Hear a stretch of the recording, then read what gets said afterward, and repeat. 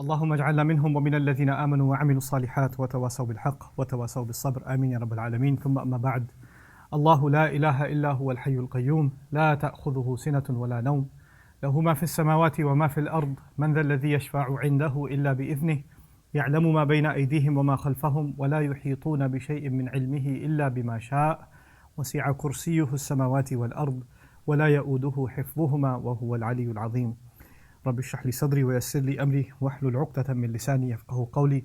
واللهم ثبتنا عند الموت بلا إله إلا الله واللهم اجعلنا من الذين آمنوا وعملوا الصالحات وتواصوا بالحق وتواصوا بالصبر آمين يا رب العالمين. ثم أما بعد. Once again, everybody, Assalamu alaikum wa rahmatullahi wa barakatuh. Inshallah, the intention today is a pretty tall order. I'm going to try to go through not all the observations I've ever studied on Ayatul Kursi, but a good number of them, inshallah. And because we have a tall order, I'm not going to spend a lot of time on introduction. I want to get right into the material. Bi'idhnillah, there are just the minimal introduction I can give you is that Ayatul Kursi is made up of 9 beautiful declarations. There are 9 sentences, 9 teachings you can say, that Allah Azza wa Jal gives us in this one, massive ayah. All of them going back to Him. They're all about Himself. And the starting point of all of it is actually the Arabic word ilah, which is part of the first sentence. Allahu la ilaha illa huwa al-hayyul qayyum. So we're going to discuss that word a little bit first, get a grasp of it, and then talk about the word Allah, and then keep going, bi'idhnillah ta'ala. So that first word ilah in Arabic, which is commonly translated, like we say, la ilaha illallah, there's no God except Allah, right? So the word ilah is commonly translated as God, but it's actually a very profound, deep, and heavy word of the Arabic language. The word ilah, from alaha ya'lahu, actually means to worship. And because of it, some have taken the word ilah and translated it as ma'bud in Arabic, which means the object of worship. Meaning, that's when they translate, there's no one worthy of worship except Allah. That's what it comes from when they look at it as alaha ya'lahu ilahan. But there is a subtle difference between them. In the Arabic language, when you say ma'bud, you're saying someone who deserves to be worshipped, or someone that is worshipped. When you say ilah, it's what's called an infinitive, a masdar, which means worship itself. And the equivalent of that from the same origin would have been the word ma'lu, the one to be worshipped. But instead of saying ma'lu, Allah says ilah. Now what does that do? It actually suggests that there is no actual worship ever being done unless it's being done for Allah. Like worship in its true nature is only really done when it's done for Allah. So you're not just saying there's no God except Allah. You're actually saying nobody's actually truly even experienced what worship means unless they've done it for Allah. They may have had some spiritual experiences, they may have had some rituals that they participated in, but Allah is making this bold statement that you haven't experienced God like you should have, or spirituality like you should have, unless it was dedicated to Allah Azza wa Jal Himself. The second meaning of ilah comes from aliha ila fulanin, and that actually in the Arabic language means to find peace in someone, to find contentment in someone, to turn to someone when you're sad or overwhelmed. That's why it's paralleled with faza'a ila fulanin, awuli'a bi fulanin, to be desperate for someone also. The word ilah actually means you're not going to find any peace anywhere except with Allah. You're not going to find contentment anywhere else except Allah. There's no one to run to or turn to in desperation except Allah. Allah is the only companionship you'll ever possibly have. That's within the meanings of ilah. When we just translate it as there's no one worthy of worship except Allah, we just skip over all these beautiful meanings. Then the implication of aliha is also tahayyara, to be amazed or overwhelmed or be in awe of someone.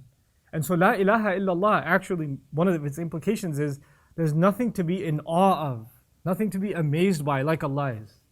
Like nothing in life will ever overwhelm you and put you in humility like Allah Azza wa Jal will. And then of course, as we go further, one of my favorite meanings, and that's where our discussion about ilah will actually begin. Some scholars of language actually argue that aliha or ilah doesn't come from hamza, lam and ha, like a, la, ha. It actually comes from wala, waw, lam and ha. And that's what's called ibdal in Arabic. The waw can turn into a hamza, and that could come from multiple origins. When you say it's waliha, or waliha yalahu, that actually means to have desperate or intense love for someone. And it's one of the brands of love that I'll talk to you about in a second, but it's actually to be overwhelmed in love, so much so that you don't even feel any pain even if you are in pain. You don't feel hunger even if you are in hunger. Like that love itself becomes your appetite. That's what fulfills you. So with that little bit of an introduction of what the word ilah suggests. Allah is not introducing Himself when He calls Himself Ilah as just a God. That's one of the base meanings of it. But He's someone that you turn to in desperation, someone that you have intense love for, someone that you turn to when you're looking for peace and contentment, someone that in your most desperate of times is going to be there for you, and of course the incredible object of your love. Now the Arabs, back in the day, they were really obsessed with this idea of love. And they had lots of words for it. Actually, I'll give you a list. Al-hawa, al-sabwa, al-shaghaf, al-wajd, al-kalaf, al-ishq, al-najwa, al-shawq, al-wasab, al-istikana, al-wud, al-khulla, al-gharam, al-hub, al-wala, al-hiyam. Actually, I used to think there were 9 or 10 levels of love. I actually found that there are 14 in the Arabic language. 14 degrees of love. And each one of them suggests something. Like the lowest, the least of love, they say is hawa, which is like when you lust someone. It's just a base kind of love, meaning you're just physically, impressed with somebody and there's nothing more to it than that. And it keeps building from there, right? So for example, al-wajd, one of the degrees of love, I won't go through all of them. Maybe another seminar on just love, inshallah. But al-wajd is, for example, when you really miss someone, when that love makes you really miss somebody, then you have al-wajd, When that love becomes heavy on your heart, it's called al-kalaf, like it's like a burden you're carrying. That's another degree of love. An-najwa is actually a kind of love that you have to keep secret because it keeps showing on your face. Like you can't even hide it that you're just, completely and absolutely in love. Al-istikana is the kind of love that makes you feel paralyzed. You can't even get out of bed just thinking about it. It overwhelms you, And so of these degrees of love, when you go all the way to the end, let me take you all the way to the last degree of love that the Arabs believe is the last degree of love. They actually call it al-hiyam. And al-hiyam in Arabic is from the verb hama, which is used for camels when they're looking for water, when they run out of water, and they're wandering in the desert looking for water. And they're aimlessly, they go a few steps this way, then they go a few steps that way, then they go a few steps that way. Aimless wandering, looking for water, that's called hama. It's the expression, for example, hama fi kulli wadin, somebody's wandering like a crazy person aimlessly in this direction or that direction. In other words, they argue that the last degree of love is the one that drives you insane and renders you completely useless. You've gone crazy. So that's the last one, which means it's not healthy. It's actually annihilation. It's self-annihilation. That's hiyam. One less than that. So it's the last one will kill you, but the last one that's still healthy, the one that you can have, and it's the most intense you can have, is actually al-wala.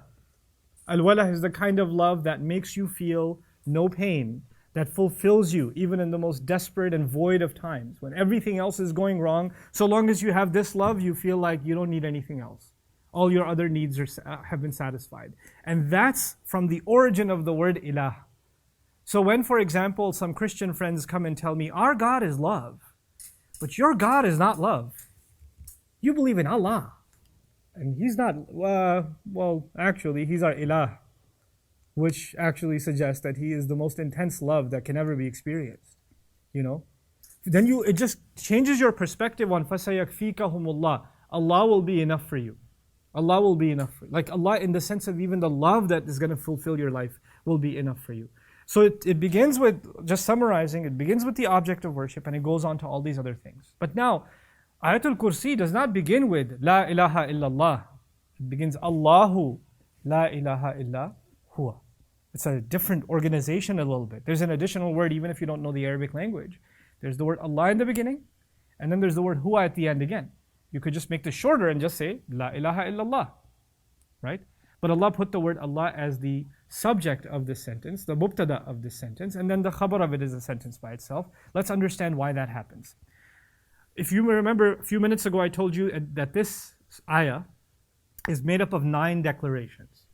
And each one of them is actually a continuation of the word Allah. So the word Allah, there are 9 sentences in the ayah. And I want you to think, let's think about this in English for a second. For each of those 9 sentences, the first word in that sentence is the word Allah, even if you don't say it. Allahu la ilaha illahu al-hayyul qayyum. Allahu la ta'khudhuhu sinatun wa la nawm. Allahu lahu ma fis samawati wa ma fil ard. It's like that. For each one of those statements, you first think of the word Allah and then that statement. Then the word Allah and then that statement. Then the word Allah and then that statement. So Allah becomes the subject of all 9 of the declarations that are coming. So we're going to put, and that's the benefit of putting the word Allah in the beginning like that, is that's what it does. It actually allows us to think of each one of those as a continuation, like as if here are the 9 things you need to know about Allah. Allah, so and so and such and such and such. And Allah, such and such and such. Allah, such and such and such. It's really beautiful that Allah did that, subhanahu wa ta'ala. Okay? And so now, and what's amazing about that also is notice Allah, there is no one worthy of worship, obedience, love, to find contentment and peace in except He. That's the word ilah, right? But notice in that sentence when I tried to translate it, I said except He. I used the pronoun He. For each one of these 9 sentences, the pronoun that goes back to Allah will keep coming up. Meaning the style, the signature of Allah in these 9 sentences is, they start with the word Allah, and somehow or the other they mention Allah as a pronoun again. Allah, that's who He is. لا تأخذه سنة ولا نوم له ما في السماوات وما في الأرض من ذا الذي يشفع عنده إلا بإذنه يعلم, has the word huwa in it, ما بين أيديهم وما خلفهم ولا يحيطون بشيء من علمه إلا بما شاء وسع كرسيه, the who again, السماوات والأرض ولا يؤوده حفظهما وهو العلي العظيم. Subhanallah, every one of them goes back to Allah. يعود إلى الله عز وجل. Keeps going back, keeps going back, keeps going back. And the thing is, in Arabic they say الضمير يعود إلى الأقرب. The pronoun, when you use the word He, it goes back to a noun. The only noun here is Allah. And that's how they all keep going back to Allah Azza wa Jal. So now, when He makes this absolute declaration, there's not even such a thing as finding peace except Allah. There's no such thing as finding love, true love, except Allah. There's no such thing as finding fulfillment except Allah. There's no such thing as actual worship except Allah. No one to be worshipped except Allah. And even these notions of love, fulfillment, peace, Allah is making this incredible statement. Not only is He the object of these things, but these experiences in and of themselves you've never had except with Allah. Everything you've had is just a fraction. The real thing is only when you find Allah. And that is who He is. That's the first thing He wanted us to know about Him. Allahu la ilaha illa huwa. La ilaha illa huwa. And so about now Himself, He's going to continue to describe. This first statement is now going to conclude with 2 of His names. He decides to give us the 2 names, Al-Hayy and Al-Qayyum. Al-Hayy, Al-Qayyum. Which, it's tough to translate. Al-Hayy can be translated as the living, right? That's an easy translation. And Al-Qayyum, the maintainer, the caretaker. And so we're going to dig into each of these words a little bit so we appreciate how these things are now coming together. فالتعريف بأل هي دلالة على الكمال والقصر لأن ما سواه يصيبه الموت. The al in al-hayy, you heard the word al when you said Allahu la ilaha illa huwal hayyul qayyum. That al actually suggests something that is perfect or complete. And it also suggests that something other than Him is missing it.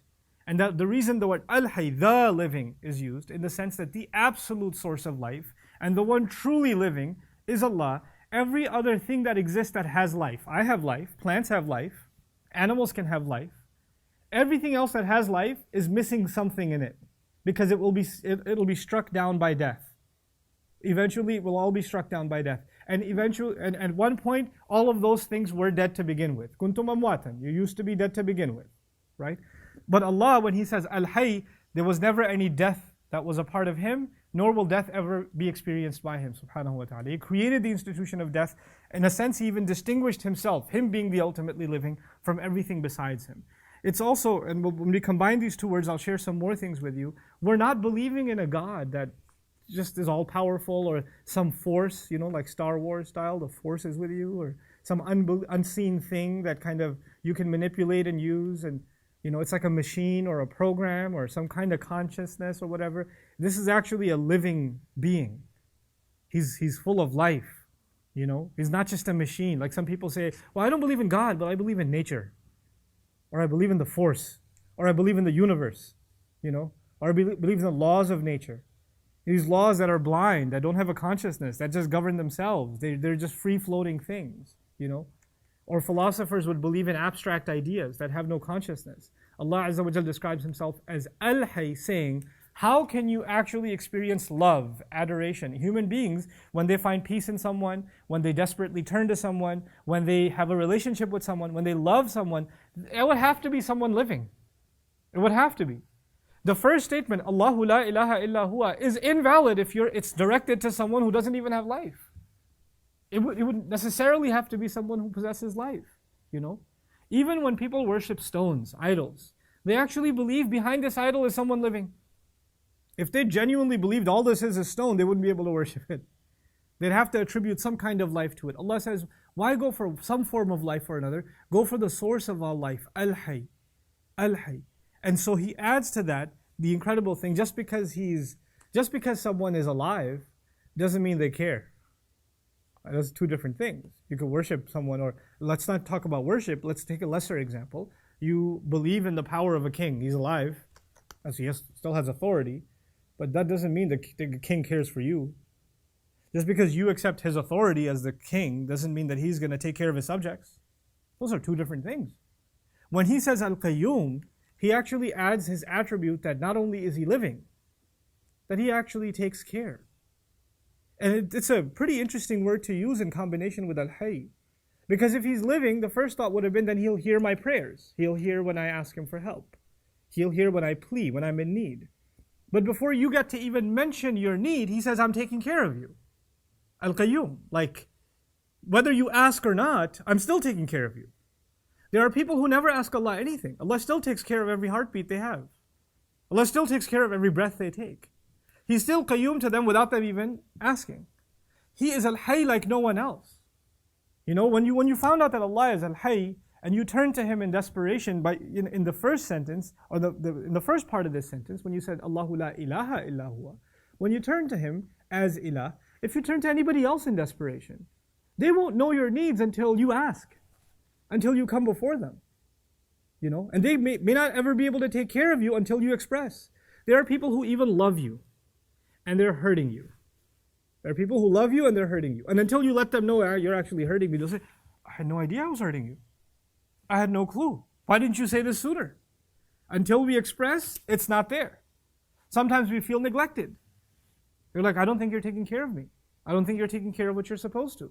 And you have to bring it to the attention of the one who's neglectful. But Allah, remarkably, subhanahu wa ta'ala, He's establishing the foundations of my relationship with Him. He is alive, which means He's constantly there. And you're not just speaking into thin air. You know, your pleas are being answered and someone is listening. But even when you're not asking, He's constantly taking care. So now let's dig into this word, Al-Qayyum. صيغة المبالغة على وزن غير مشهور ومن معاني الكلمة القائم في تدبير أمر خلقه في إنشائهم وتدبيرهم. It's actually a hyperbolized form of the word. قائم is maintainer. قائم is maintainer. Someone who maintains repeatedly is قوام, like الرجال قوامون على النساء. The word قوام. But qayyum is actually fay'ul, which is very rare use of the Arabic language. You know, making some words spell like this, qayyum like that, it's not a normal thing in Arabic to do. So it's a mubalagha, it is a hyperbole, but it's not a usual one. And that's Allah's way of telling us that Allah is taking care in a way that is unusual, unprecedented. You know, the closest thing to this word that comes in the Quran is actually used for people, and it's used for men who take care of women. Ar-rijal qawamuna ala nisa. Like sons take care of their mothers, or they take care of older parents and things like that, or you take care of your daughters, or you take care of the spouse, or you take care of the women in your family, etc. That's qawamuna ala nisa, because you maintain and you make sure they're doing okay. You make sure they're not starving, you make sure they're safe and things like that. You know, whose job is it to make sure all the doors are locked at night, or to make sure everybody's at home, or they're not, if somebody's not calling you back, your sister's not calling you back, and you're worried about where are you, or somebody's traveling, who's going to make sure everything's going okay? It's the men of the family. They're the qawwam, but not qayyum. In other words, Allah takes care in ways that even creation can't. And so He says, Al-qa'imu fi tadbiri amri khalqihi. It's someone who takes care of the planning. And not only did Allah maintain or design how we were created, but He also maintains our entire plan for how we're going to live. Lay it all out. That's part of Him being Al-Qayyum. Al-Qa'imu ala kulli shay also means the one overseeing everything. Al-Qayyum, extremely vigilantly overlooking everything constantly. It reminds me of a phrase in Arabic. It's used in Ali Imran for when somebody owes somebody money, right? Somebody owes somebody money and they're not paying them back. And the guy who wants his money back keeps calling, shows up at the door. He's like harassing the guy, إِلَّا مَا دُمْتَ عَلَيْهِ قَائِمًا, until you stand constantly over him, just standing over him like, hey, come on. So there's this harassment necessary, vigilance necessary to get your money back from that guy. You have to stay on his case over and over and over again. That's the word qa'im. Allah Azza wa Jal uses the word al-qayyum, and in it there's an interesting imagery. وَلِلَّهِ الْمَثَلُ الْأَعْلَى. We're just talking about imagery right now. Qa'im actually means standing. Qa'im means standing. When someone's standing over something and watching something or taking care of something, and when someone's sitting down and taking care of something, there's a difference. If I was, for example, asked to take responsibility and watch over something, and I'm just sitting back and watching, that actually means I'm not as actively involved. If I'm standing over, it actually shows I'm more vigilant, more active. That's why al-qa'im الذي لا ينعس ولا ينام لأنه لو كان ذلك لا يكون قيوما وقد يكون قائما. The one who doesn't get exhausted, doesn't get sleepy or drowsy. You know, think of a security guard. We'll get to that analogy a little later too. Think of a security guard. He's sitting back, supposed to be watching the lobby or whatever. When you sit for a while, what happens? I've gone to plenty of buildings where the security guard's earning a passive income, literally, The idea of qa'im is someone who's watching over something vigilantly. But even when someone's standing, is it possible someone's standing and still dozing off? Does that happen? Sure. That's not possible if you call someone qayyum though.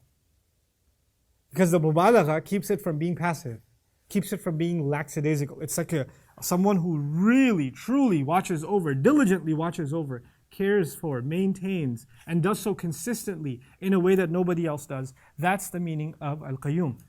But now, if you combine these two, Allahu la ilaha illa huwa al-hayy al-qayyum. There's no point accepting someone as ilah if they're not living. I already made that point. And there's still no point accepting someone as ilah and they're living if they don't care. Like if they don't maintain or take care of you, or take care of things around you, why would you even want to worship them?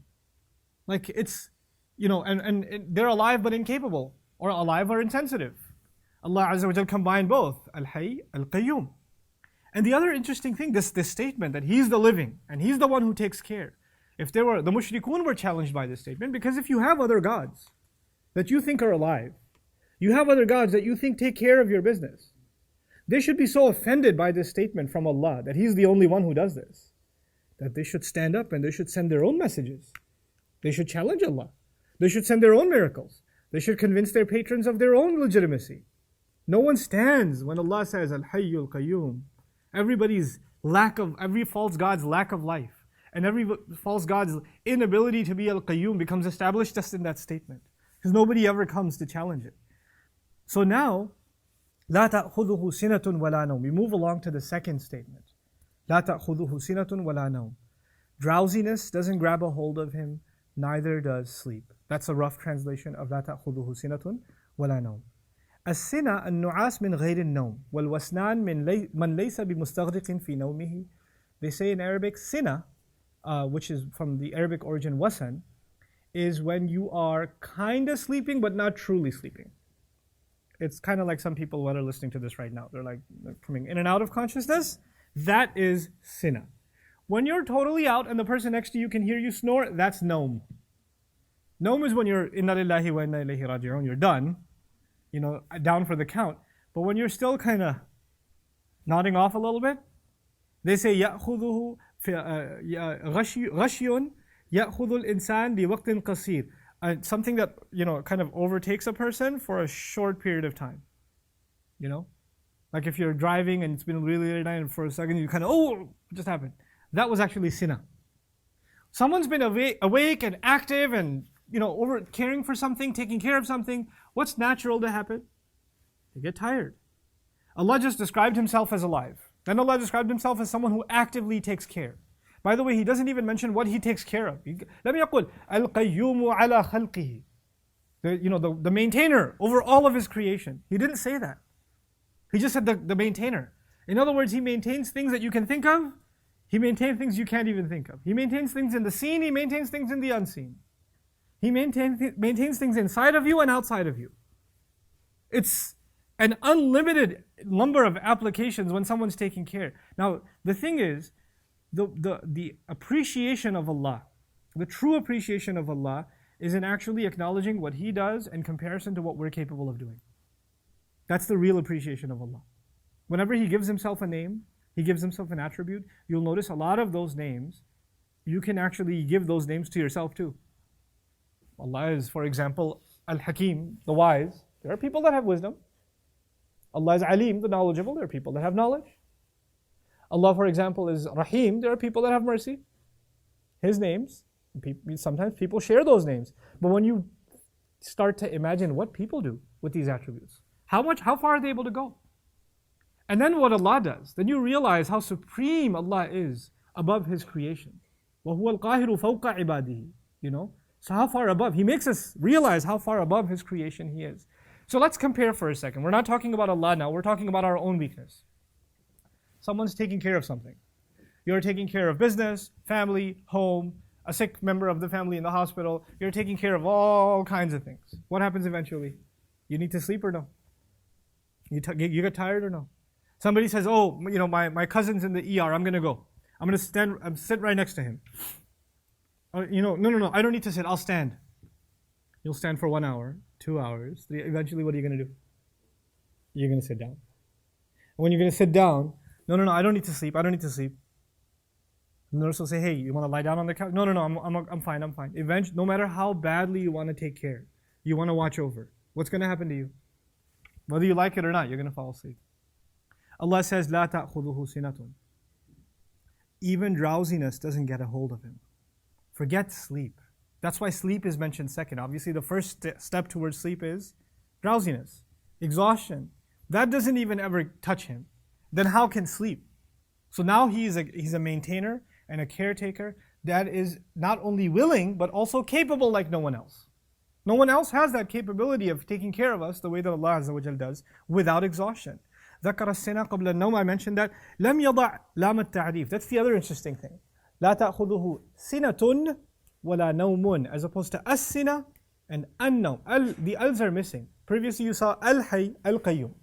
Now you see them missing. In the negation, when they're missing, what that means is even the least bit of drowsiness, even the least possibility of sleep, isn't ever going to get a hold of Him. The least of it is denied. This is the perfection of the language of Quran. If you say لا تأخذه السنة ولا النوم, if you put al on it, then drowsiness in the worst sense, in the absolute sense, doesn't get a hold of Him. But that means in some sense it might. Or like total sleep doesn't get Him. When you say total sleep doesn't get Him, you might be suggesting, well, partial sleep might. So He's actually using the most minimal of the forms to let us know that there's no possibility of sina or no, meaning drowsiness or sleep.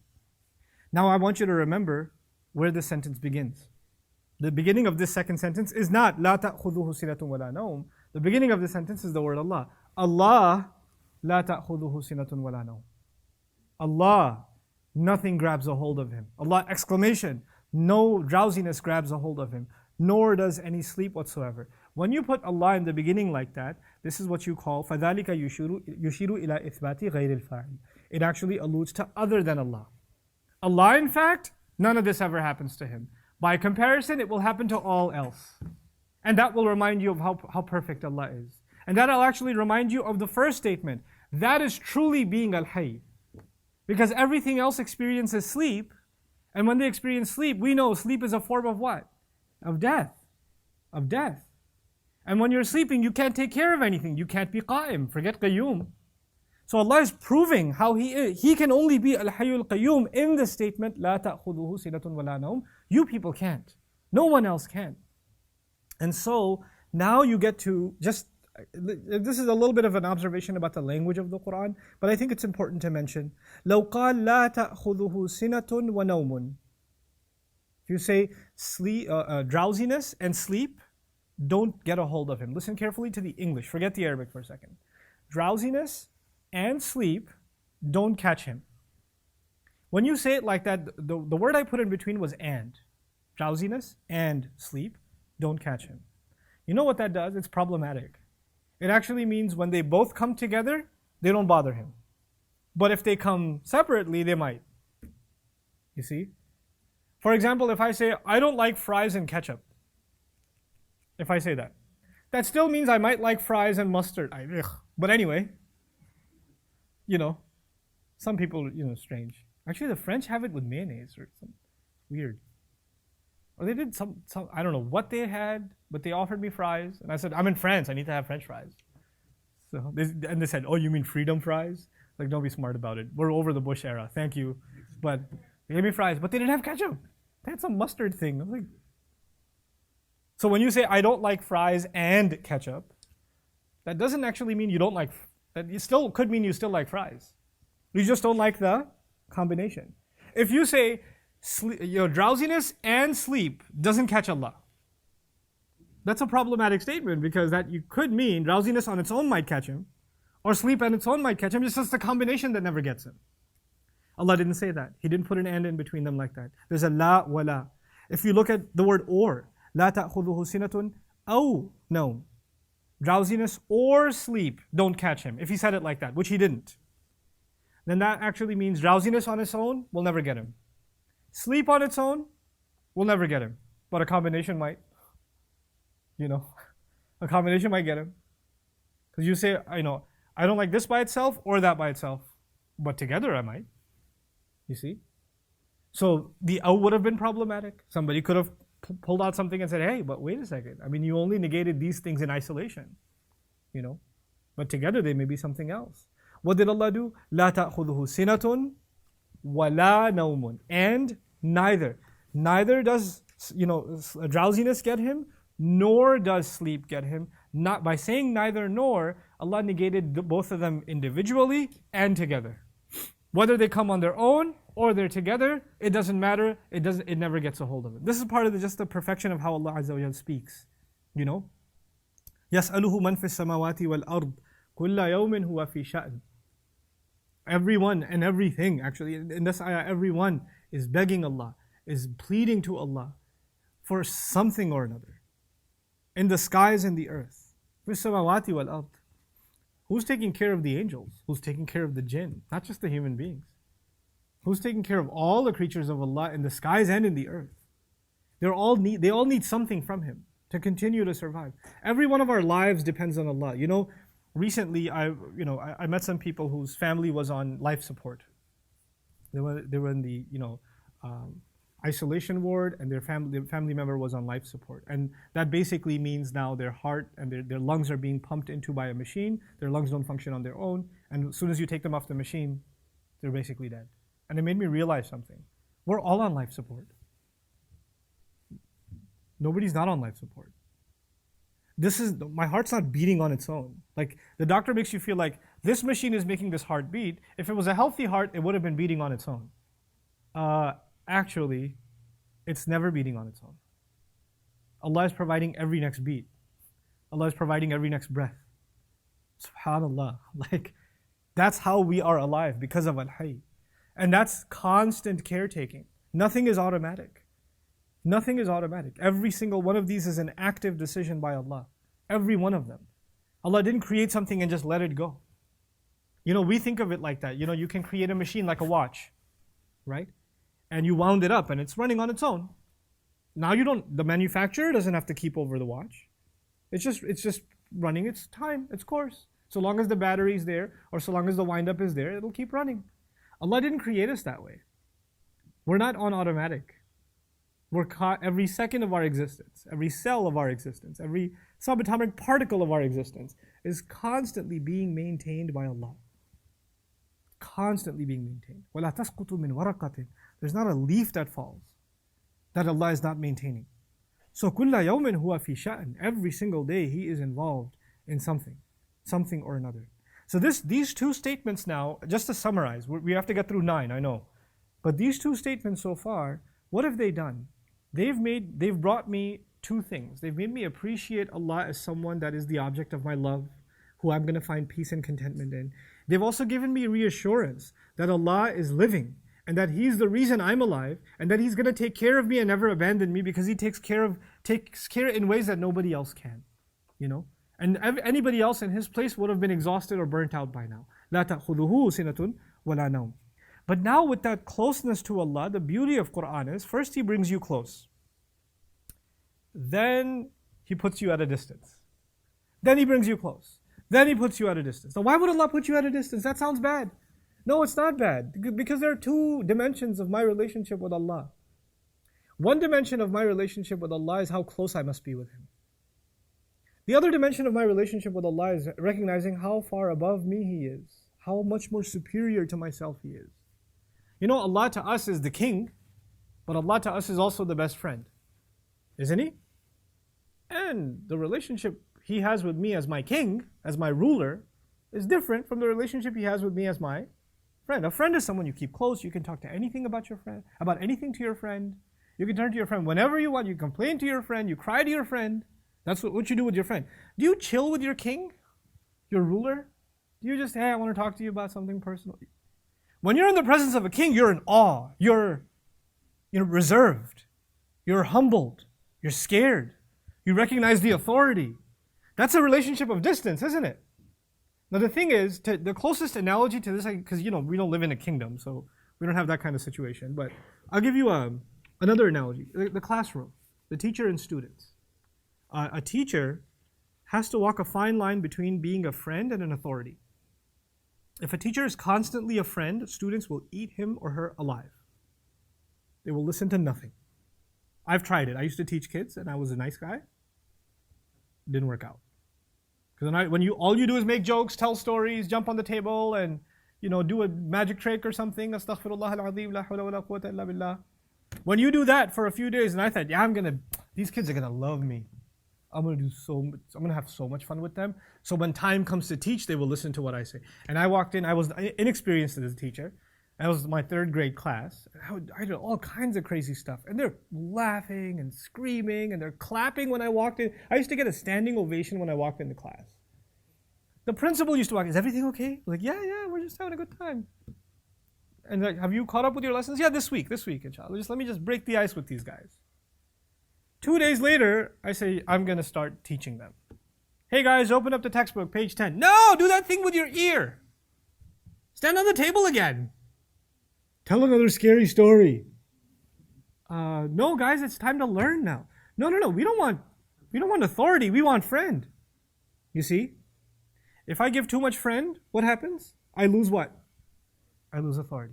If I give too much authority, then the only relationship left is fear, and I lose them as a friend. And if I want my students to be motivated and to feel like they can talk to me about their problems and to connect with me, then I do want them to respect my authority, but at the same time, I do need to be their friend. That's the nature of a healthy relationship because it requires both. Now let's understand what Allah Azza wa Jalla is to us, who He is to us. On the one hand, there's no one closer to us than Allah. But if that's all there is, then you get like a little out of hand. Then people just feel like they can just talk to Allah like they're talking to anybody. Hey, that's Allah you're talking to. You've got to maintain who He is. Our closeness to Him, our intimacy with Him, our relation, our loving bond and relationship with Him is there, but our awe of Him cannot go away. Our awe of Him cannot go away. The Christians have had this problem for a long time, especially the Catholics, because in Catholicism, the grandeur of God was very important. So if you look at the Lord's Prayer, for instance, it's very formal in its language. And the Catholic Church decided a few years ago that they wanted to redo the Lord's Prayer to make it more relatable, to bring God closer. And the big debate among the clergy was, no, if you do that, then you're making God too casual. You're bringing Him too close. They can't, the text is either going to declare Him as this authority or a friend. What does Quran do? It's so beautiful. Brings you close. And before you get too chummy, listen, you're dealing with Allah. لَهُ مَا فِي السَّمَاوَاتِ وَمَا فِي الْأَرْضِ. He alone owns whatever is in the skies and whatever is in the earth. Think about what He just did. Someone loving, ilah, someone who's alive and takes care, qayyum. That could be anybody. And that could be someone above you and below you, actually. For example, if I were to put this in perspective for you, someone takes care of a garden and they're very careful about every flower. Does that necessarily mean that they are the owner of that garden? Could it be just a gardener who's been hired? Could be, right? Someone who takes care of a child. Doesn't necessarily mean they're the parent, or could it also be a nanny, somebody hired? Could be. Just because you're a qayyum doesn't mean you're an authority. It doesn't. It just means you take care. You provide love, you take care, but now you're not in a position of authority. What does Allah do? Allah takes care of what things? Everything that He owns. See, instead of saying He takes care of everything, He let us know everything that exists is actually His own, personal, uniquely His own property. He alone owns whatever lies in the skies and whatever lies in the earth. I will leave a gap here that we'll fulfill later, but I want to create that gap in your minds. Just because you own what is in the house doesn't mean you own the house. Think about it. If you own what is inside the house, does that mean you own the house? Aren't there people who rent a house? And they own what is inside the house, but they don't own what? They don't own the house. They don't own the house, you know? So you have now Allah declaring whatever's in the skies and the earth, He owns. But that doesn't include the skies and the earth. It just includes whatever is inside the skies and the earth. So seems to be a gap. What about His ownership? Lahu as-samawatu wal-ard. The skies and the earth belong to Him. Actually, He'll solve that a little later when He says, وَسِعَ كُرْسِيُّهُ as-samawati wal-ard. In case you were wondering. Well, first He says, whatever's inside it is mine. And by the way, the opposite is also true, isn't it? Just because you own a house doesn't mean everything inside the house is yours? No. You know, give you a simple example. There's American Airlines, headquartered here in Dallas. They own planes, don't they? The plane belongs to them. What's inside the plane when passengers are inside it? Does that belong to them too? Do the suitcases belong to them? The laptops belong to them? The phones belong to them? The passengers belong to them? They don't. They don't. Just because you own something doesn't mean you own what is inside it. And just because you own what is inside doesn't mean you own the thing. There's the inside and the outside. What does Allah do in this ayah? In the first part of it, He says, whatever's inside is mine. And then later on, He'll say, by the way, the whole thing's mine. Inside and out. لَهُ مَا فِي السَّمَاوَاتِ وَمَا فِي الْأَرْضِ. And later on, وَسِعَ كُرْسِيُّهُ السَّمَاوَاتِ وَالْأَرْضِ. You with me so far? Okay. So now, about this ownership. وَهُنَاكَ فَرْقٌ بَيْنَ مَنْ يَقُومُ عَلَى مُلْكِهِ وَمَنْ يَقُومُ عَلَى مُلْكِ غَيْرِهِ. Amazing. There's a difference between someone who takes care of what they own and someone who takes care of somebody else's property. I'm asked, for example, to take care of a project that I started. I'm responsible to take care of a project that I started. I will take care of it a certain way. If I ask somebody else, could you take care of this for me? Will they bring the same passion, dedication, energy, enthusiasm, know-how even to that same project? No. The way you take care of your own house, is somebody else going to ever take care of your house that way? The way you take care of your car, the way you take care of your kids. Can anyone else take care of your kids that way? The way you take care of your body, can somebody else take care of your body that way? You never take care of something that doesn't belong to you the same way as when you take care of something that belongs to you. Allah says He's the caretaker. Then He let us know that everything He takes care of actually also belongs to Him. So the care He brings to it is the care of an owner. Not care of like it belongs to somebody else, I don't care about it. It's His own. So He brings this personal care to it. فَهَذَا الْأَخِيرُ قَدْ يَغْفَلْ عَنْ مُلْكِ غَيْرِهِ أَمَّا الَّذِي يَقُومُ عَلَى مُلْكِهِ لَا يَغْفَلْ وَلَا يَنَامُ وَلَا تَأْخُذُهُ سِنَةٌ وَلَا نَوْمٌ سُبْحَانَهُ. The one who takes care of somebody else's property could become neglectful. There are people who rent a house, don't take care of it, destroy it actually. They don't care. Or you go to a hotel room, that's okay, the cleaning crew will come. Let me make as much of a mess as I possibly can. You know, who cares? Blast the AC. So what if the whole thing shuts down? Or what people do with rental cars, that's the fun part, right? Let's floor this thing. You know, let's do donuts in the parking lot or something.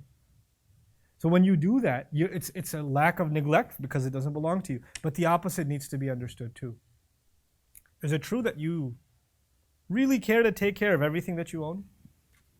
I mean, go inside your house. There are lots of things that you own that you don't care for. That you haven't maintained, neglected, even looked at for ages. Just open your fridge. There's stuff there from the dinosaur age. Like there's, there are things you overlook. You own it, but you don't care. You don't care. Allah is letting us know He's a unique owner. Everything He owns, He cares for. And He doesn't just casually care for. Al-Qa'im, Al-Qayyum.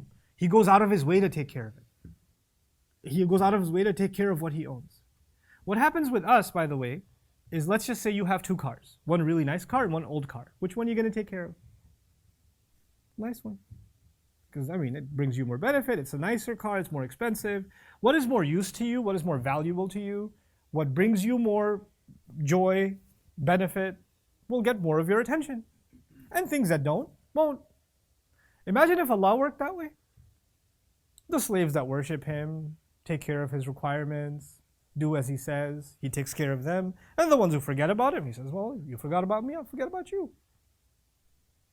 He's Al-Qayyum, over everything that He owns in the skies and the earth. So now, this statement also, we shouldn't overlook it. Skies and earth. I want you to just think about what has been said. He owns everything in the skies and the earth. Now that we're in this day and age, we are more familiar with this phrase than perhaps ever in history. We know now how insignificant this planet is in comparison to the universe. We don't even amount to a speck in comparison to what Allah calls the skies. If Allah just said the skies or the universe, the earth is included. The earth is included. But He goes out of His way to highlight of all this infinite vast space that He maintains and takes care of, that He owns entirely. And He owns every planet, every galaxy, every star, every black hole, all of it He owns. But then He goes out of His way to say, and I particularly own everything on the earth.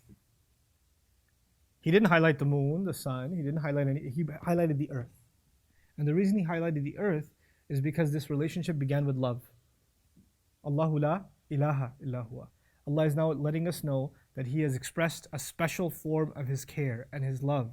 And He's brought life onto this earth like He brought nowhere else. And He brought attention to this earth like He brought nowhere else. He maintains the entire sky and especially the earth, I would argue. The mention of the earth here is significant. Compared to the universe, it's nothing, and yet Allah goes out of His way to take care of it, in the way that He does. Now, just about perspective. Actually, no, hold on to the thought on perspective. We'll get to that when we get to the kursi of Allah. There's lots to go through here. مَنْ ذَا الَّذِي يَشْفَعُ عِنْدَهُ إِلَّا بِإِذْنِهِ. Who is going to be the one, I'll give a bad translation first. Who's going to be the one who will intercede or make a case before Him except by His permission? Who's going to come? Let me put that in simple English now. Who's going to come in front of Allah? Who out there, who dare come in front of Allah and say, Ya Allah, I wanna speak on behalf of this one who's in trouble. Could you go easy on him, please? Because he's with me. Who's going to speak like this before Allah and speak on your behalf except by His own permission, unless He gives the permission? This is a statement about the next life. Nobody needs shafa'ah in this life. This idea of speaking on somebody else's behalf, getting them out of trouble. When will humanity be in trouble? When we're standing in front of Allah. When Judgment Day begins. So this switch has happened now. We've gone on from this life to the next life. And I need you to first understand the benefit of this switch. Why this time travel has happened. That is the day when everybody will truly realize what it means, what La ilaha illa huwa means. Allahu la ilaha illa huwa. Today there are people who doubt it. There are people who don't believe in it. On that day, no doubt will be left. Everybody who stands on that day will accept wholeheartedly Allahu la ilaha illa huwa.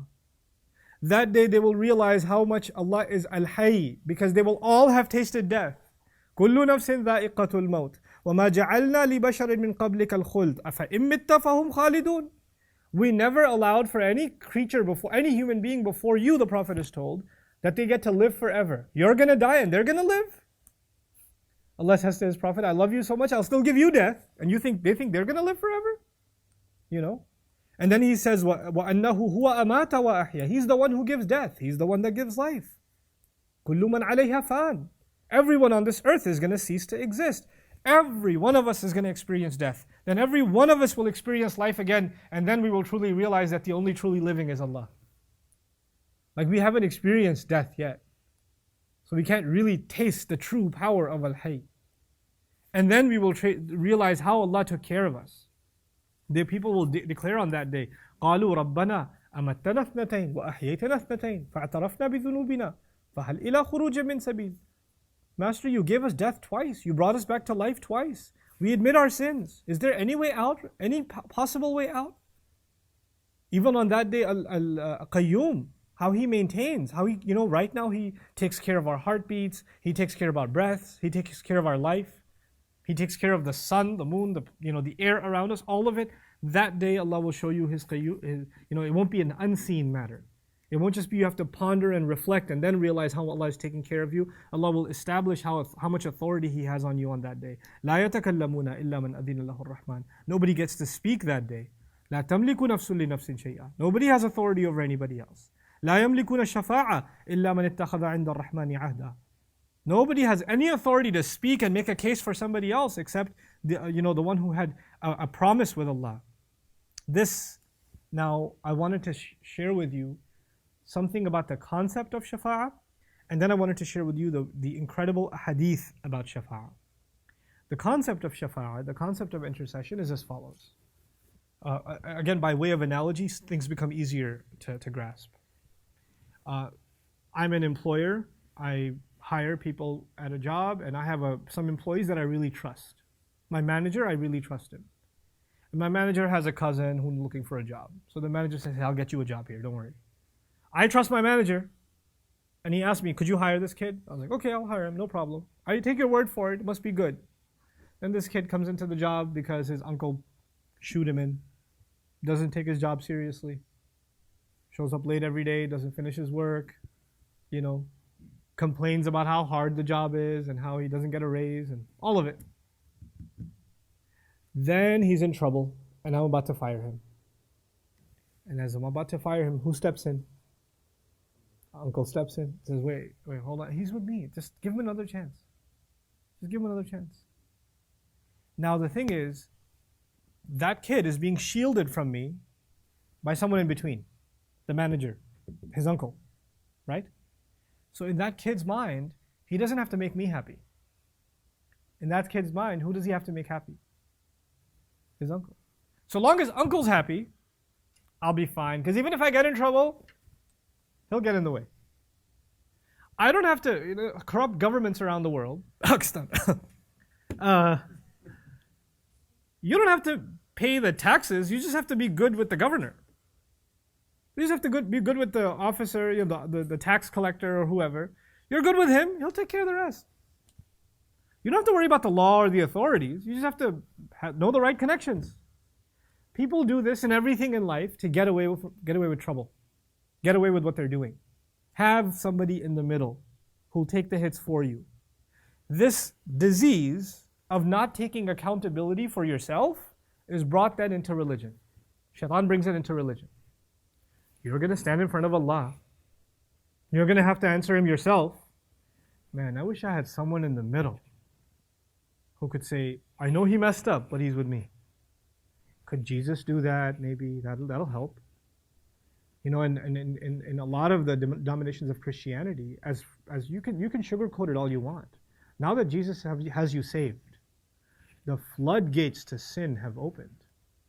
Because no matter how much you mess up, you can go back to who? Not God, but who?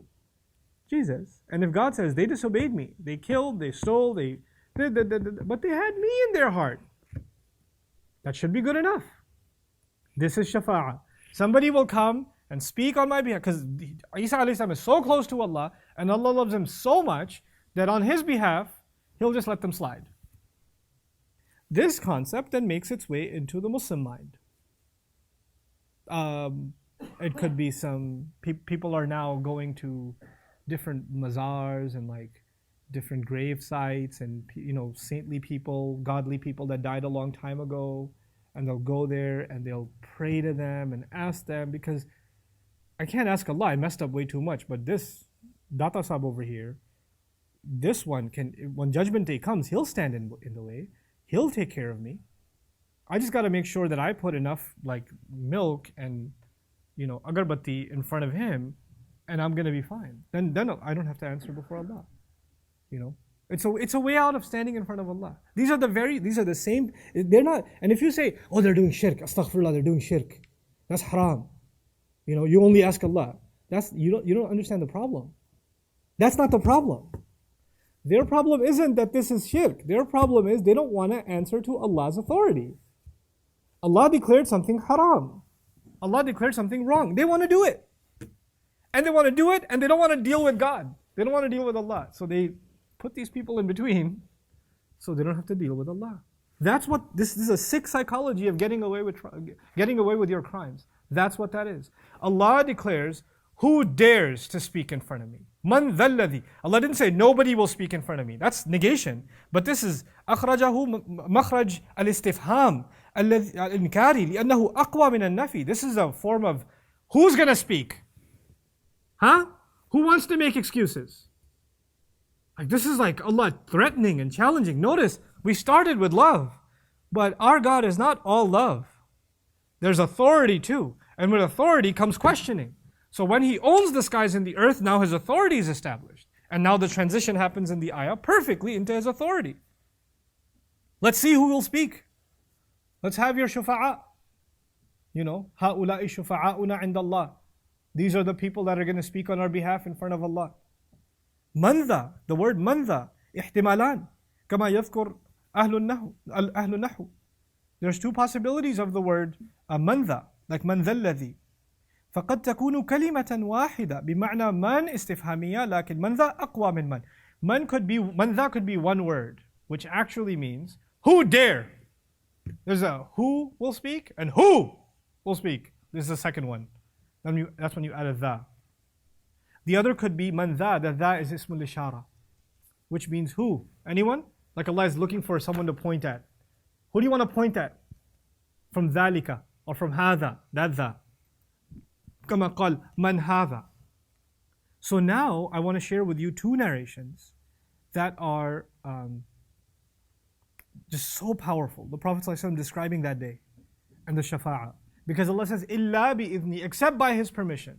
Except by Allah's permission. Nobody gets to speak. Even Quran says, لَا يَتَكَلَّمُونَ, they're not going to be talking, إِلَّا مَنْ أَذِنَ لَهُ الرَّحْمَنِ, except someone who Ar-Rahman has given permission to. Who is that one that Ar-Rahman has given permission to when no one on human, of all of the sea of humanity gets to speak? He says, أَنَا سَيِّدُ النَّاسِ يَوْمَ الْقِيَامَةِ.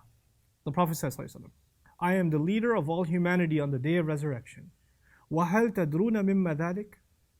And do you have any clue what that's going to be like?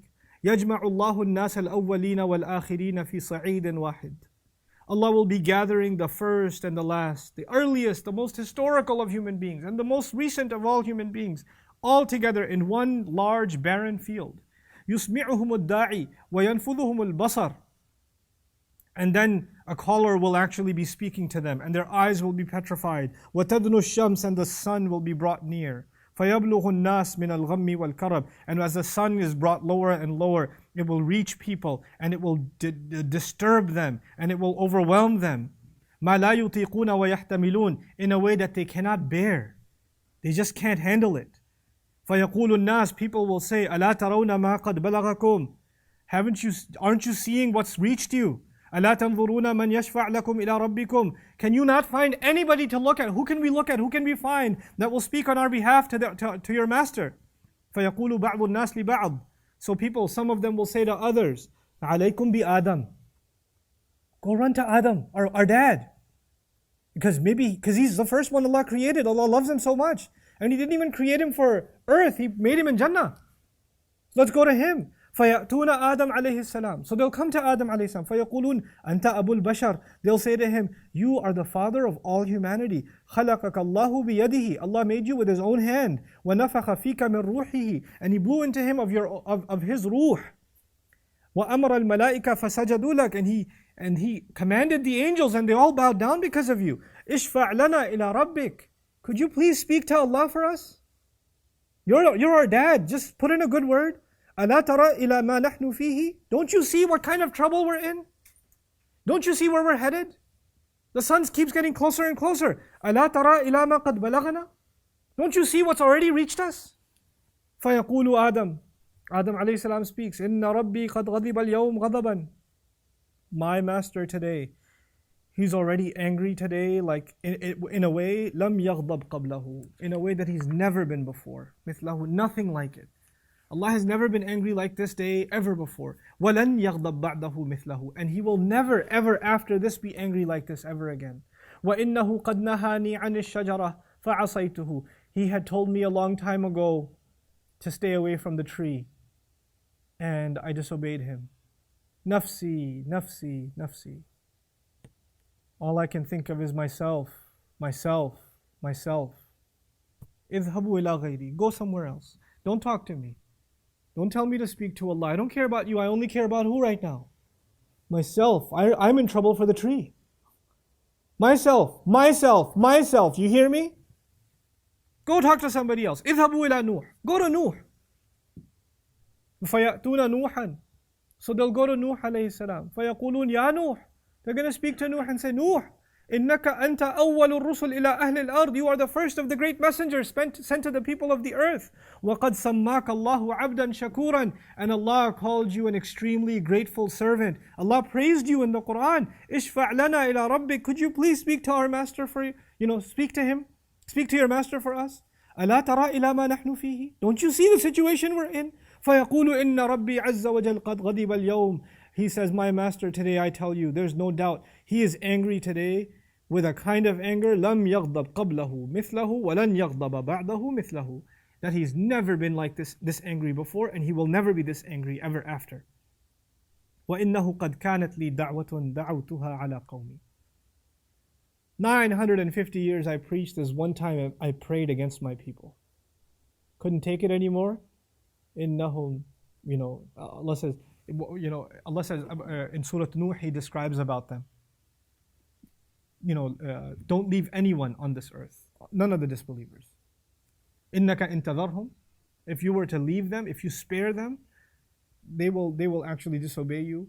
وَلَنْ يَلِدُوا إِلَّا فَاجِرًا كَفَّارًا. يُضِلُّ عِبَادَكَ وَلَنْ يَلِدُوا إِلَّا فَاجِرًا كَفَّارًا. They will misguide your slaves, and they will not give birth to anyone except who's disbelieving themselves and a sinner themselves. These people have no hope. I've seen many generations of them come up. They're hopeless. Ya Allah, don't spare any of them. Yeah, I remember that one time I made that one dua against my nation. I need to stop here because, Nuh alayhi salam is terrified that he prayed against the people that made fun of him for 950 years, who made fun of Allah, who disbelieved. These are the worst. إِنَّهُمْ كَانُوا هُمْ أَظْلَمَ وَأَطْغَى. Nuh alayhi salam's nation, Allah makes a list of nations that were bad, and then when He gets to Nuh's nation, He says they were the ultimate bad ones. Like ain't nobody bad like them. That's what He says in the Quran. And Nuh alayhi salam prayed against them how many times? Once. And he's horrified. What do Muslims do today about nations we don't like? In Taraweeh, you pray against nations. Ya Allah, destroy these, destroy those. Like دمر أمريكا أسقط طائراتهم. Destroy America, down their planes. I've heard these in prayers. I'm like, do you not know what Nuh alayhi salam said? You think anybody today is worse than the nation of Nuh alayhi salam? He's worried. He made dua against them how many times? Once. Watch it. Don't make dua against nations. Make dua for relief. Make dua for justice. Make dua that Allah gives, brings Muslims peace. But not like what we've done is, it's so far from our deen. Then he says, nafsi, nafsi, nafsi, myself, myself, myself. I don't care about anybody else. اذهبوا إلى غيري. Go somewhere, go talk to somebody else. اذهبوا إلى إبراهيم. Go to Ibrahim alayhi salam. فَيَأْتُونَ Ibrahim. So they come to Ibrahim. Humanity comes to Ibrahim. Yeah, the sun is getting closer. Please help. So they go to Ibrahim alayhi salam. فَيَقُولُونَ يَا إِبْرَاهِيمُ أَنْتَ نَبِيُّ اللَّهِ. Ibrahim, you are the prophet of God. By the way, when you read this hadith, they go to Adam, they go to Nuh, they go to Ibrahim. You think they're like standing next to each other? They're like, oh, move on to next stall. Move on to next stall. Next, please. You think that's what's happening? How many people are standing? The entire sea of humanity is standing together. All of them. When there's a couple of hundred people, I have to find one person. Is that easy? humanity is searching and they find Ibrahim. They find Nuh. He says, no, you need to go find Ibrahim. Then they're desperately looking, where's Ibrahim, where's Ibrahim? And is anybody going to even speak? This is before, by the way, this is before the no speaking starts. This is the first desperation. And so everybody's in chaos and they're looking for Ibrahim alayhi salam. And they find him, Anta Nabiyullah, you are the Prophet of God, wa Khaliluhu, and his dear friend. Min ahlil ard, from among the people of the earth, Allah called you his friend. Ishfa' lana ila rabbika, ala tara ila ma nahnu fihi. Make a case for us. Speak on our behalf to your master. Don't you see the situation we're in? فَيَقُولُ لَهُمْ إِنَّ رَبِّي قَدْ غَضِبَ الْيَوْمِ غَضَبًا لَمْ يَغْضَبْ قَبْلَهُ مِثْلَهُ. My master today has a kind of anger that he's never shown before. وَلَنْ يَغْضَبَ بَعْدَهُ مِثْلَهُ. And he's never going to show this kind of anger ever again. وَإِنِّي قَدْ كُنْتُ كَذَبْتُ ثَلَاثَ كَذِبَاتٍ. I lied 3 times. To make a point. Even though this was Allah prescribing to him that he should do this, he feels bad. He said about the sun, this must be God. The moon, this must be God. The stars, this must be God. And he was doing it to demonstrate the stupidity of shirk. But he says, but I still said it, didn't I? I can't stand in front of Allah. I can't go to speak on anybody else's behalf. Nafsi, nafsi, nafsi. I'm not even going to translate that anymore. Basically, that's the most powerful way of saying, I don't care. Go somewhere else. Idhabu ila ghayri. Idhabu ila Musa. Go somewhere else. Go to who? Musa alayhi salam. فَيَأْتُونَ مُوسَى فَيَقُولُونَ يَا مُوسَى أَنْتَ رَسُولُ اللَّهِ فَضَّلَكَ اللَّهُ بِرِسَالَتِهِ وَبِكَلَامِهِ عَلَى النَّاسِ. Musa, you are the messenger of Allah. Allah gave you such a great preference by His message, the Torah, to you. And He spoke to you directly over all other people. He chose to speak to you. كَلَّمَ اللَّهُ مُوسَى تَكْلِيمًا إِشْفَعْ لَنَا إِلَى رَبِّكَ لَا تَرَى إِلَى مَا نَحْنُ فِيهِ. Make a case, please. Don't you see what the situation we're in? Same exact answer. إِنَّ رَبِّي قَدْ غَضِبَ الْيَوْمِ غَضَبًا لَمْ يَغْضَبْ قَبْلَهُ مِثْلَهُ وَلَنْ يَغْضَبَ بَعْدَهُ مِثْلَهُ. My master is angry today like he's never been and like he will never be. وَإِنِّي قَدْ قَتَلْتُ نَفْسًا لَمْ أُمَرْ بِقَتْلِهَا. And I have previously killed someone I wasn't allowed to. Nafsi, nafsi, nafsi. Remember when you punched someone? Don't bother me. It's all about me right now. اذهبوا إلى غيري اذهبوا إلى عيسى بن مريم. Go away. Go to Isa, the son of Maryam. Jesus, the son of Mary. فَيَأْتُونَ عِيسَى. They come to Isa. فَيَقُولُونَ يَا عِيسَى أَنْتَ رَسُولُ اللَّهِ وَكَلِمَتُهُ. Isa, you are the messenger of Allah and you are His word. Allah calls Isa alayhi salam His word. وَكَلِمَةٌ مِّنْهُ. أَلْقَاهَا إِلَى مَرْيَمَ. The word that Allah had dropped onto Maryam. وَرُوحٌ مِّنْهُ. And you are a spirit from Allah. وَكَلَّمْتَ النَّاسَ فِي الْمَهْدِ صَبِيًّا. You spoke to people even as a baby. إِشْفَعْ لَنَا إِلَى رَبِّكَ.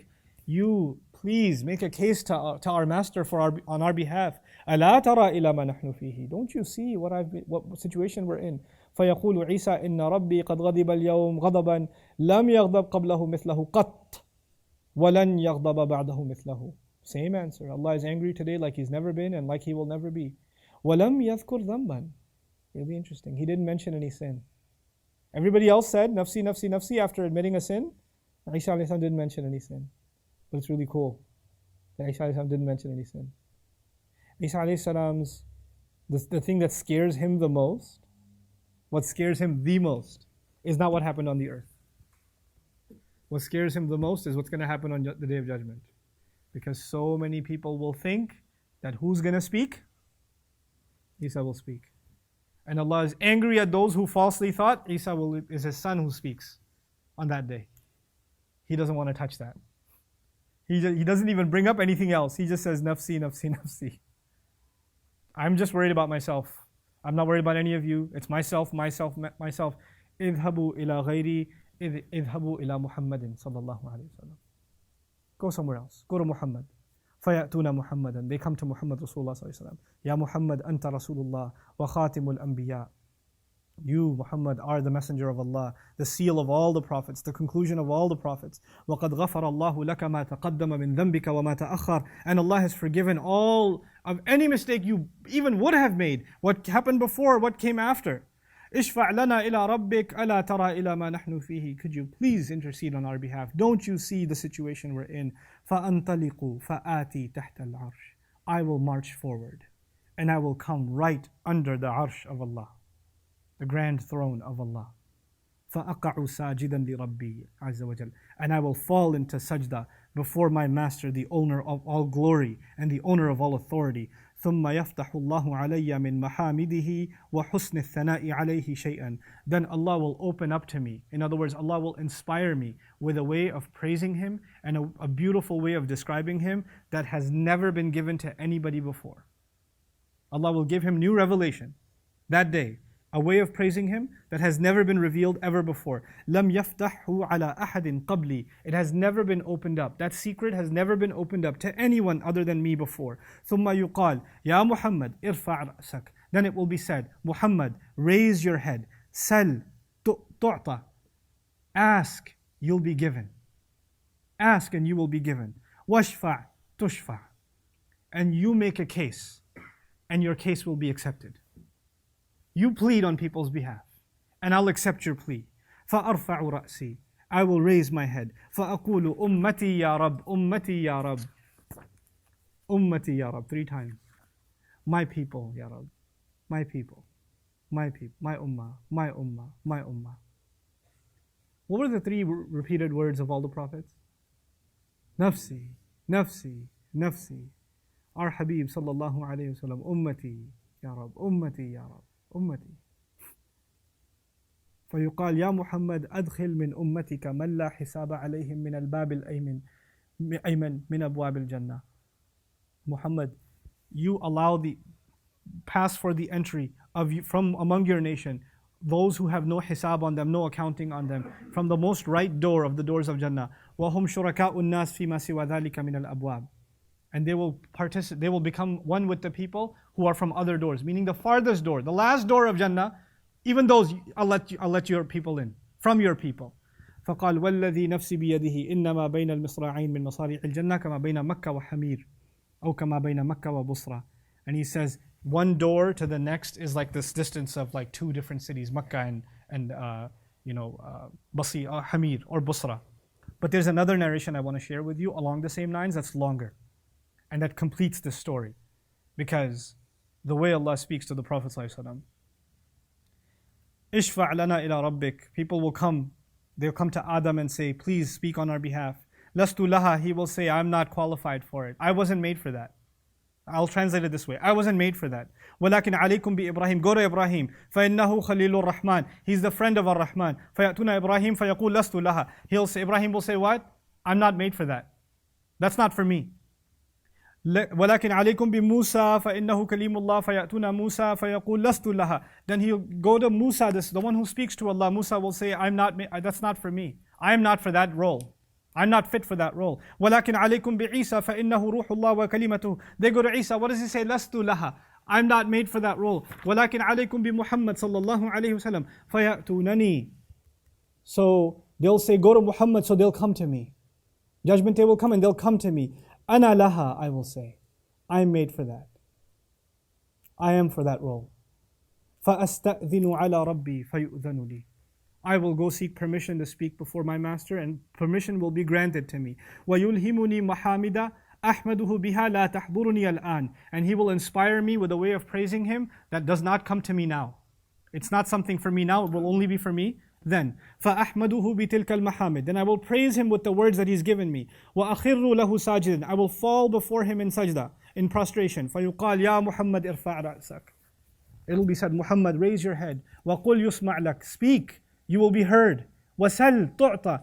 Ask, you'll be given. وَاشْفَعْ تُشْفَعْ. Make a case for your people. Make intercession. Intercede. And your intercession shall be granted. فَأَقُولْ يَا رَبْ أُمَّتِي أُمَّتِي. He says, my master, my people, my people. فَيُقَالْ انطلق. Go ahead. فَأَخْرِجْ مِنْهَا مَنْ كَانَ فِي قَلْبِهِ مِثْقَالَ شَعِيرَةٍ مِنْ إِيمَانٍ. Allah says to him, go ahead, pull out from the day of judgment. Sun is getting closer, remember?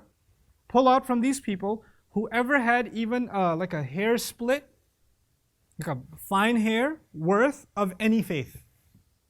They had this much iman, let them come. Let them come. Talk about weak iman. Your iman is like a hair. That's just let him go.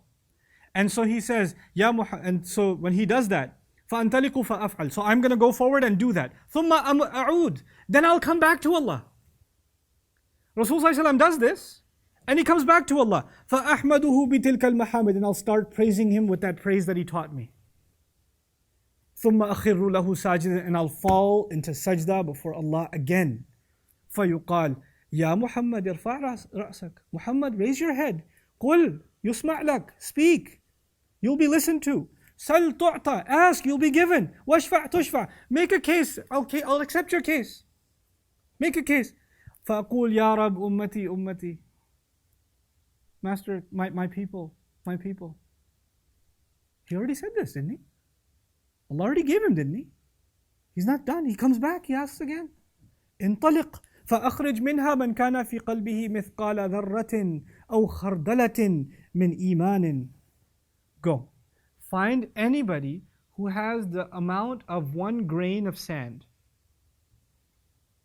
or the piece that falls off of a seed of faith. Khardala, not even a seed's scraping. That little bit. If you find that much iman in anybody, let them come. فَأَنْطَلِقُ فَأَفْعَلُ, I will do that, and I'll move forward and do that. ثُمَّ أَعُودُ, I'll come back to Allah. فَأَحْمَدُهُ بِتِلْكَ الْمَحَامِدِ, I will praise him with those praises again. ثُمَّ أَخِرُّ لَهُ سَاجِدًا, I will fall into sajda before him again. فَيُقَالْ يَا مُحَمَّدْ ارْفَعْ رَأْسَكَ, Muhammad, raise your head. قُلْ يُسْمَعْ لَكَ, speak, you'll be listened to. وَسَلْ تُعْطَى, ask, you'll be given. وَاشْفَعْ تُشْفَعْ, ask, make a case, plead, your plead will be heard. Your plea will be heard. فَأَقُولْ يَا رَبْ أُمَّتِي أُمَّتِي, he says again, my people, my people. فَيَقُولْ انطَلِقْ, go ahead. فَأَخْرِجْ مَنْ كَانَ فِي قَلْبِهِ أَدْنَى أَدْنَى أَدْنَى مِثْقَالَ حَبَّةِ خَرْدَلٍ مِّنْ إِيمَانٍ. Go forward and find the smallest piece of the smallest piece of the smallest piece of a grain of sand. Not the sand, the grain of the grain of the grain, or the scraping of the scraping of the scraping of any faith, not al-iman, iman, any faith at all. فَأُخْرِجُهُ مِنَ النَّارِ, I'll get him out of the fire. فَأَنْطَلِقُ فَأَفْعَلُ. فَلَمَّا خَرَجْنَا مِنْ عِنْدِ أَنَسٍ, the Sahaba who wanted to hear this hadith they were people who never met the Prophet. And they came to Anas ibn Malik to ask this hadith. And when they came to him, he told them this hadith. They couldn't believe it.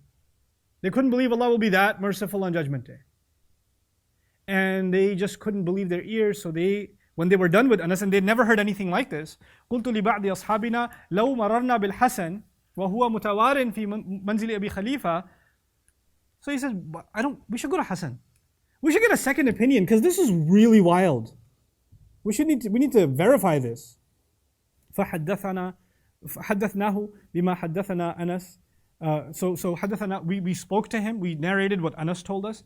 فأتيناه فسلمنا عليه, so we came to him, we said salam to him. فأذن لنا, he gave us permission to sit down. فقلنا له يا أبا سعيد جئناك من عند أخيك أنس بن مالك. Abu Sa'id, we came to you from your brother Anas ibn Malik. فلم نرى مثل ما حدثنا في الشفاعة. We've never ever experienced anything like the thing he just told us about shafa'a. من ذا الذي يشفع عنده إلا بإذنه. We never heard anything like this. فقال hey, فحدثنا. So he says, hey, فحدثنا بالحديث أو حدثنا بالحديث فانتهى إلى هذا الموضع. So he told us this hadith, but he stopped here. Stopped where? The least of the least of the least of a scraping of a seed of a grain of sand of iman. That's where he stopped. فقال hey, لم يزد لنا على هذا. He didn't tell us any more. فقال لقد حدثني وهو جميع. He told me that hadith too, but he told me the whole thing. منذ 20 سنة. That's been 20 years ago. فلا أدري أنسي أم كره أن تتكلوا. So he told me, Anas told me the same hadith 20 years ago, and it was the whole version. You didn't get the full version, guys. And I'm not sure if he forgot to tell you or he was afraid to tell you, because you might become too lazy if you hear the rest. So then he's like, قلنا يا أبا سعيد فحدثنا. Could you just tell us? Could you just tell us? فضحك. So he started laughing. وقال خُلِقَ الْإِنسَانُ عَجُولًا. Human beings were made to rush into things. ما ذكرته إلا وأنا أريد أن أحدثكم. I didn't even mention this thing that I know the whole thing, except I wanted to tell you guys. I'm just messing with you. That's why I said I know the whole thing. I wasn't going to keep it from you. حدثني كما حدثكم به. He told me exactly what he told you. وقال ثم أعود الرابعة. But then he added, I will come back a fourth time. Rasulullah says, I will come back a fourth time. In that hadith, how many times he came back? 3 times. This is the fourth time. فأحمده بتلك المحامد. I will praise him with those praises. ثم أخر له ساجدا. I will fall into sajda before him. فيقال يا محمد ارفع رأسك وقل يسمع لك وسل تعطى واشفع تشفع. And Muhammad will be told, Muhammad, raise your head, sallallahu alaihi wasallam, and speak, you will be heard. Ask, you will be given. And make a case, and the case will be accepted. Make the intercession, and intercession will be accepted. فأقول يا ربي إذن لي في من قال لا إله إلا الله. This time he doesn't say ummati, ummati. He says, Ya Allah, just can you give me permission about the case of anyone who said La ilaha illallah? Not anyone who believed La ilaha illallah, anyone who said La ilaha illallah. فيقول, Allah will say, وعزتي وجلالي وكبريائي وعظمتي. I swear by my authority, my grandeur, my greatness, my awesomeness. لأخرجن منها من قال لا إله إلا الله. I will absolutely, I swear to it, pull out of what? By this time there are already people in hell. Before, pull them. This time pull them from it. Pull them from it. You know? Whoever said La ilaha illallah. Whoever just said it. This hadith is not supposed to make you say, Chalo, iti to chutti hui. I said La ilaha illallah. Khair, Rasul sallallahu alaihi wasallam. Whew. Going to heaven. Eventually. 2 things I want to share with you. Rasulullah's shafa'ah, there's 2 of them. Rasulullah, when he speaks on Judgment Day, there are 2 of them. One of them is in hadith. The other one is in Quran. The one I shared with you is from where? From hadith. What's the other one? It's in Quran. What is it? Ya Rabb, inna qawmi ittakhadhu hadha al-Qur'ana mahjura. Master, this nation of mine abandoned the Quran. They took the Quran and they left it abandoned. On the one hand, we find the Rasulullah sallallahu alaihi wasallam speaking on behalf of the Ummah. On the other hand, you find Allah, the Messenger, speaking on behalf of those who abandoned His Quran. They abandoned His Quran. And this is my own opinion, you don't have to agree with it. There's a reconciliation between these 2. In this hadith, we learn about people who had little to no faith. Little to no iman. And of course, iman is directly related to action. So you can imagine if the iman is nowhere, where the action is going to be. You can imagine. The language of that ayah though, اتخذوا هذا القرآن مهجورا. Not hajaru هذا القرآن. They abandoned this Quran. They migrated away from this Quran. No, they took this Quran as something to be abandoned. The literal language is, they took this Quran as something to be abandoned. In other words, they did take it. And then they disregarded it. There are people who are brought up today in not religious families. Muslims, but not religious families. They don't pray, they don't learn much about Islam, you know. Then there are people who actually learn the religion. They learn it. They learn the book of Allah. They study it. And after studying it, they don't care for it. After learning it, they don't live by it. Those are a special brand of anger from Allah. People who learn His deen and then abandon it. People who took the book and then dropped its seriousness, didn't give it its rights. That's a brand of criminal. There's the neglectful, whose iman was weak, non-existent. But there's another brand of criminal that looks religious. They look like they're people of Quran, but they've abandoned Quran. That's the one that Allah's Messenger does not speak for, He speaks against. And there's a reason. There's a reason why those people should be spoken against.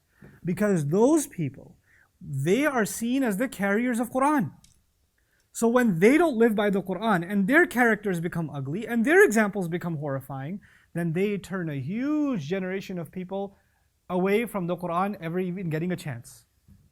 They'll look at those people and say, well, these are people of Quran, look at how they act. Why should I even bother with this book? Look at what it produces. This is what it produces? I want nothing to do with it. This is that brand of criminal. Okay, now there's a lot left, but I'm going to keep going. But I'm going to be a little more brief, inshallah ta'ala. That was مَنْ ذَا الَّذِي يَشْفَعُ عِنْدَهُ إِلَّا بِإِذْنِهِ. Now the thing is, Allah owns everything. He already said that. He owns everything. He has the complete authority. The idea of ownership means that anything that happened under His watch, He knows it better than anybody else. And that's why, who's going to come speak on His behalf anyway? He already knows everything. يَعْلَمُ مَا بَيْنَ أَيْدِيهِمْ وَمَا خَلْفَهُمْ. Look, the idea of intercession is a court trial. Okay? Somebody's about to be thrown into jail. Somebody comes along and says, look, listen, I know he stole, but you don't know the background. His family was starving. This was the situation. He's not psychologically well, whatever. Let me give the judge a story so that the lawyer will be the shafi'ah, right? The lawyer will give the backdrop story, so he begs for leniency. You can't beg Allah for leniency because you know something the judge doesn't know. The judge is who? Allah. He knows the case better than anybody else who's going to make the case. يَعْلَمُ مَا بَيْنَ أَيْدِيهِمْ. He knows exactly what lies ahead of them, what punishments lie ahead of them, what future beholds them, what the future beholds for them, and whatever's behind them. And it's the word ma here suggests that there are things that you've done in your past, there are things in yourself, and there are things lying in your future and what is right in front of you that you're not even aware of. You don't even remember. He knows it. He knows it. There is no escape except in this religion except directly dealing with Allah. Nobody will come in between. Even that hadith where I mentioned, the Prophet ﷺ will eventually pull people out. Right? Whoever just even said La ilaha illallah. Even they just said it. But the idea is they will spend some time where? They will be in hellfire. إِنَّهَا سَاءَتْ مُسْتَقَرًّا وَمُقَامًا. It's a horrible place to be for a little while or long term. Don't play with it. Don't say, at least this hadith is there, now I can, Even Anas was scared for his generation. If I tell this part, they might misunderstand this and think that Jannah is guaranteed. And if he was afraid for his generation, can you imagine now? Can you imagine what we will do? And we have. وَلَا يُحِيطُونَ بِشَيْءٍ مِّنْ عِلْمِهِ إِلَّا بِمَا شَاءَ. And they cannot begin to encompass anything at all. شيء تعني أقل القليل. They can't begin to understand a single thing about what He knows, except for what He wants or except by His will. Now, this phrase, it's heavy. Allah knows everything about you. يَعْلَمُ مَا بَيْنَ أَيْدِيهِمْ وَمَا خَلْفَهُمْ. Not only do you know little to nothing about Allah, you don't know what He knows. You don't know what He knows. I can only give you what the imagery of this ayah is. He doesn't say, لَا يَعْلَمُونَ شَيْئًا مِّنْ عِلْمِهِ. They don't know what He knows. He says, لَا يُحِيطُونَ بِشَيْءٍ مِّنْ عِلْمِهِ. They cannot encompass, encircle what He knows. The idea of ihata is to go around something. This is a column in front of me over here. If I went around it, I saw all four sides of it. Maybe the back side of it is painted a different color. I don't know that from here. Unless I go the other side, I can't tell. When you look at something, you look at it from your point of view. When you go around, you get the full perspective. You understand? You're looking at a mountain, you're only looking at this side of the mountain. You don't know what's on the other side of the mountain. Is there a waterfall? Is there a canyon? Is there whatever? You don't know. We sometimes think we know what Allah knows about a situation. A death of a child. Somebody became sick. War, famine, hunger, catastrophe. We see it with our own eyes. How many perspectives can we see it from? One.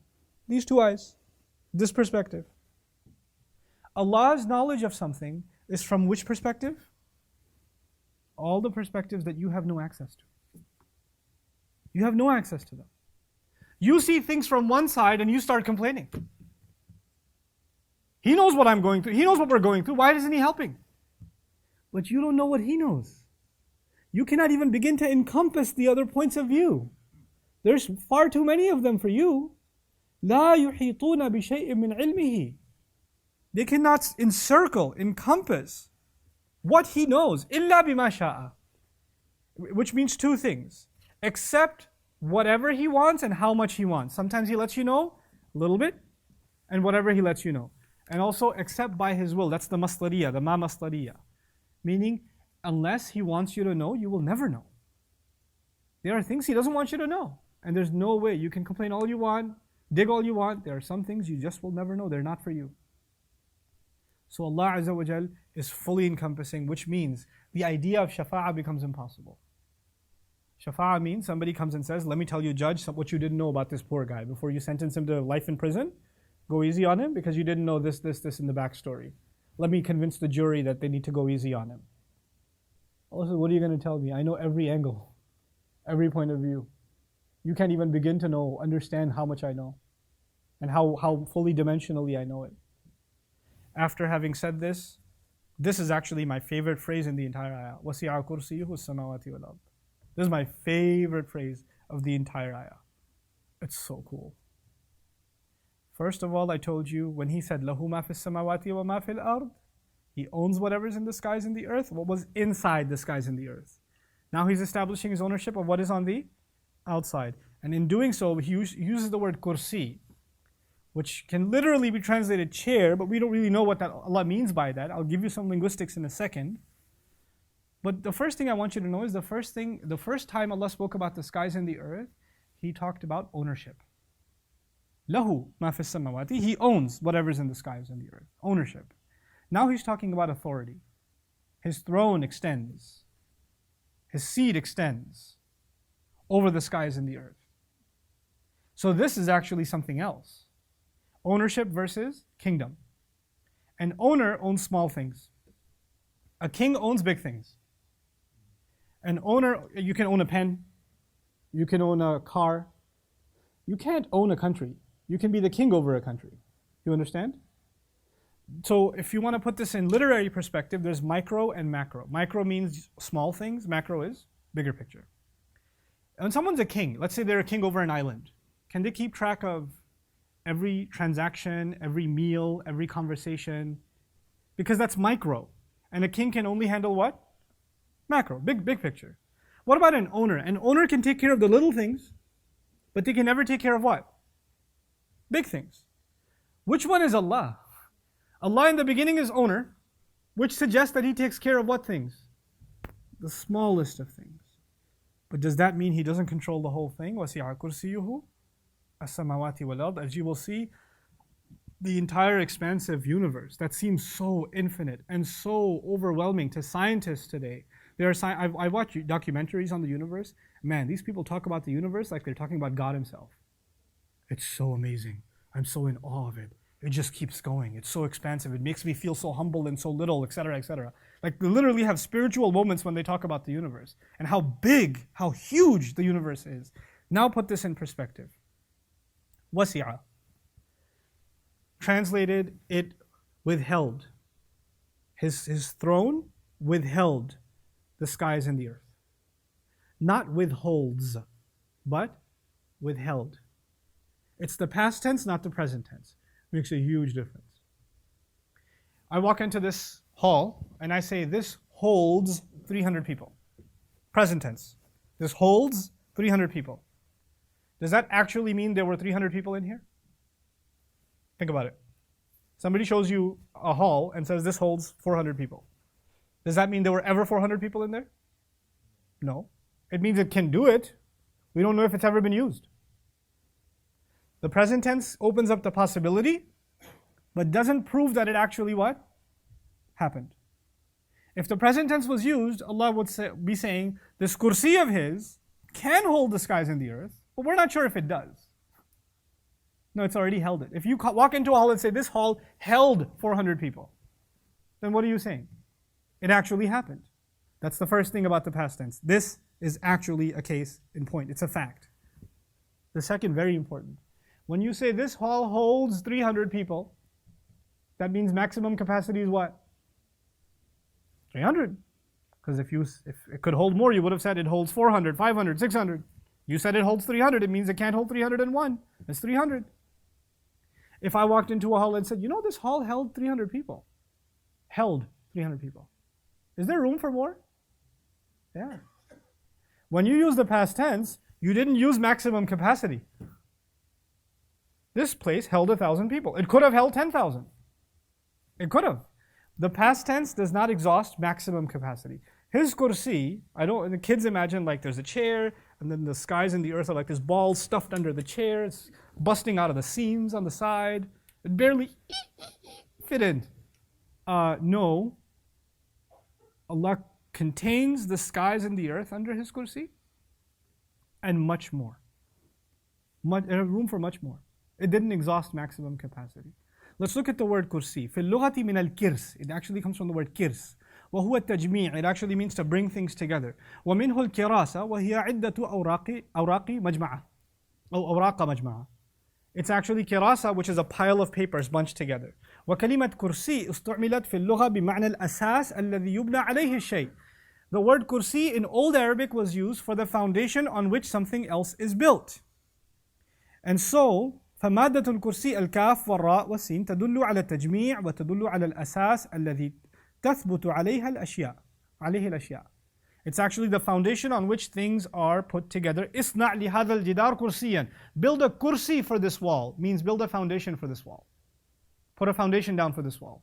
وسع كرسي, the point that all of this poetry and everything else is getting at is kursi is something everything else depends on. The foundation is what the building depends on. His kursi is what this entire universe depends on. And that dependency extends, like the dependency of the skies and the earth is entirely covered on the kursi. They can rely on the throne of Allah, the kursi of Allah.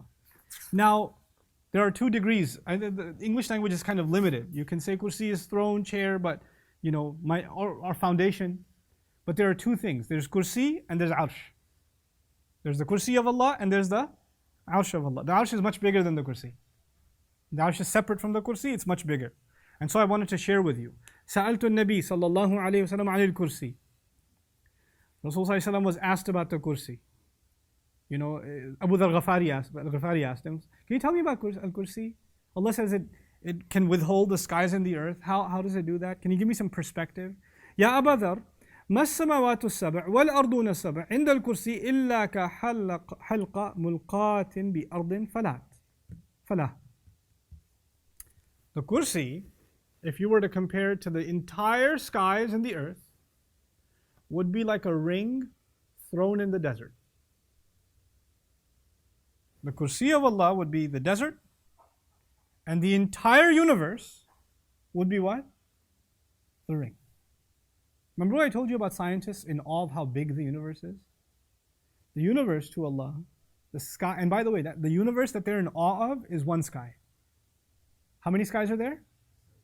7 skies and the earth combined is this ring compared to the kursi. And the kursi of Allah, then he says, Rasulullah is not done. وَإِنَّ فَضْلَ الْعَرْشِ عَلَى الْكُرْسِي كَفَضْلِ الْفُلَاةِ عَلَى تِلْكَ الْحَلْقَةِ. And the kursi of Allah, compared to the arsh of Allah, is that same ring in the desert again. The kursi of Allah is nothing compared to the arsh of Allah.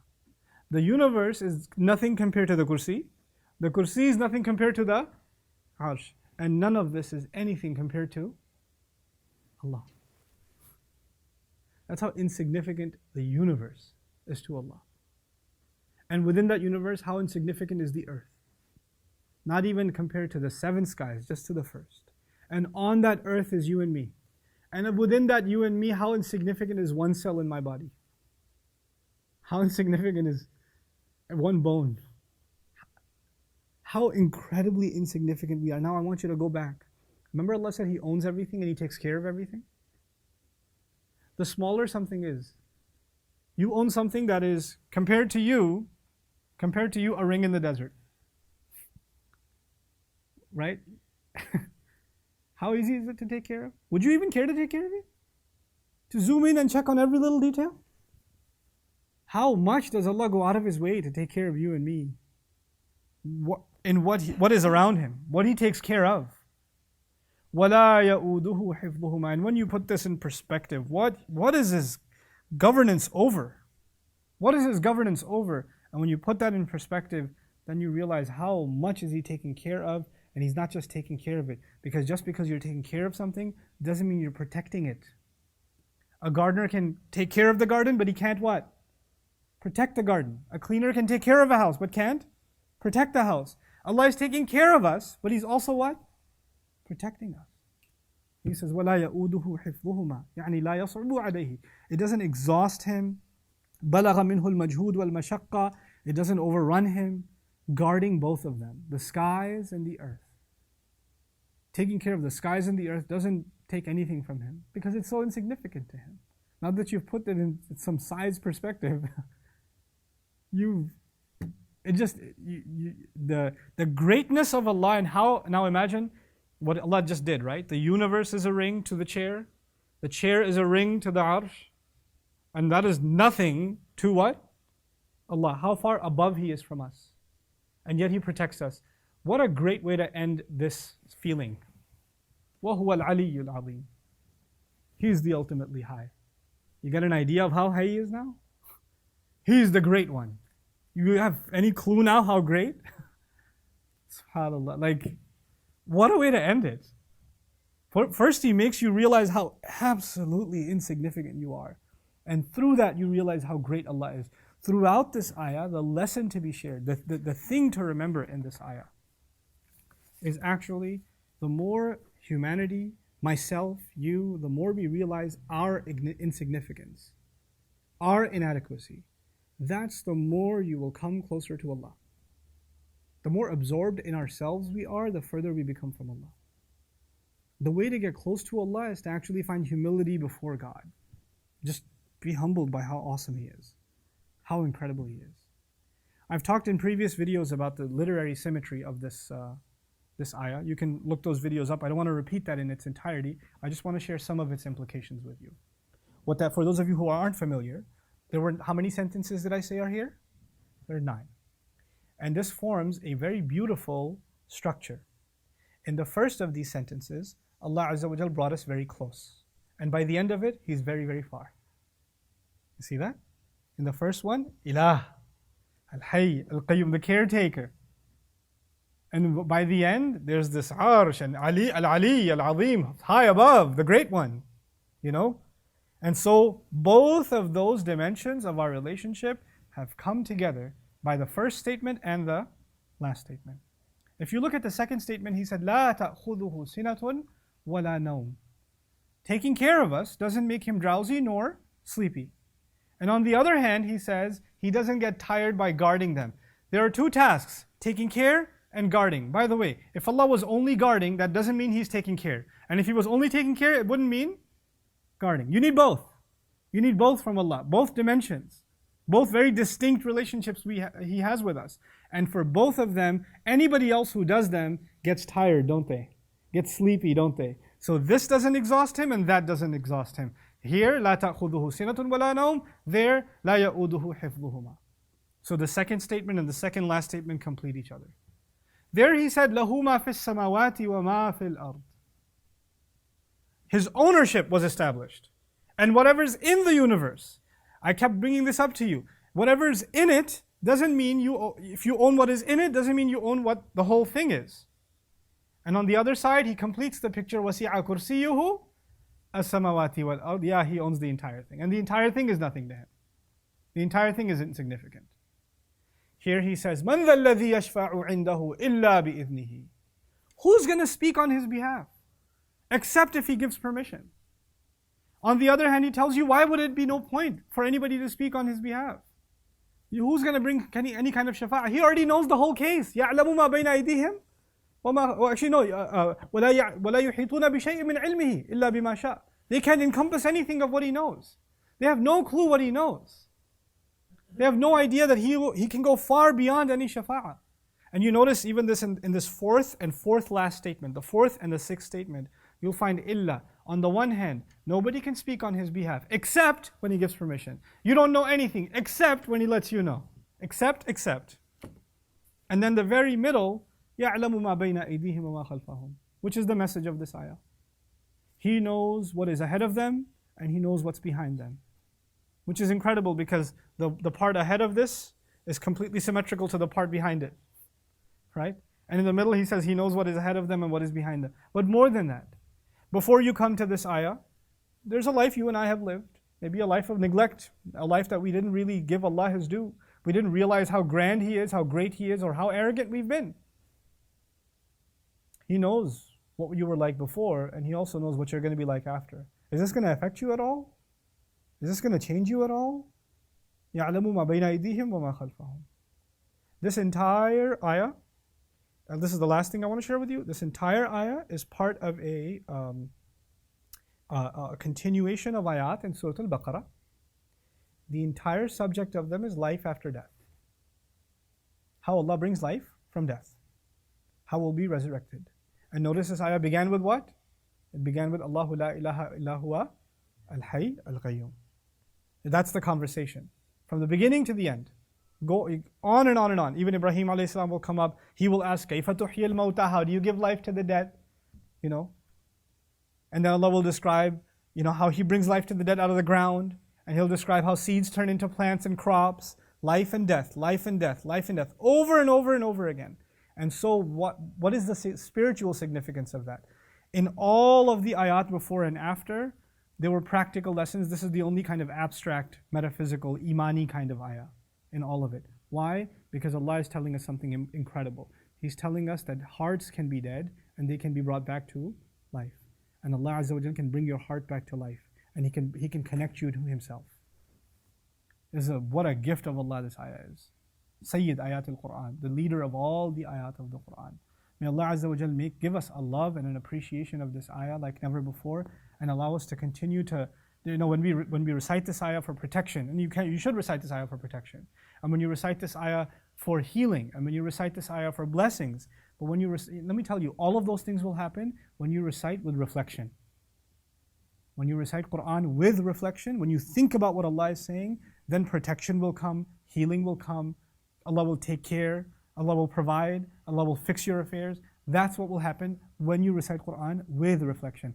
We have to abandon the culture where we recite the Quran and we think it's going to give us blessings and we don't think about what the Quran says. That is not a blessing, that's a curse. I say that boldly, that is not a blessing. If we celebrate a culture in which the Quran has nothing to do with reflection, and we only want it for its blessings, that is not the reason for which Quran came. That is not the reason for which it came. I made it a point to share this particular ayah with you because around the world there are so many Muslims that love Ayatul Kursi, that have memorized it as children. They recite it every day.